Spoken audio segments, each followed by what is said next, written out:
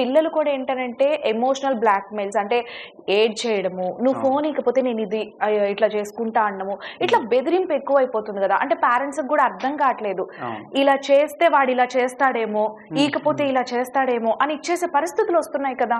పిల్లవాడు నా మాట వినడం లేదని మీరంటున్నారే, నేనేం అడుగుతున్నానంటే, పిల్లవాడు మీ మాట వినడం లేదా? మీ మాట వినే విధంగా మీరు వాడిని చెప్పండి. చేసుకోవడం తెలియడం లేదా హ్మ్. మీకు? హ్మ్. రైట్? అంటే పిల్లలు వినే విధంగా గాని మనకు గాని చెప్పడం వస్తే ఇట్స్ వెరీ ఈజీ. అంటే ఈరోజు నేనేమంటానంటే వాళ్ళొక బంకమట్టి ముద్ద. ఓకే. ఆ బంకమట్టి ముద్దతో మనం కడప బాంబు చేయొచ్చు, లేకపోతే శివలింగం గూడా చేయొచ్చు. హ్మ్. ఇక్కడ నా పాయింట్ ఏంటి అంటే, ఒకప్పుడు పేరెంటింగ్ నేర్చుకోవాల్సిన అవసరం లేదు.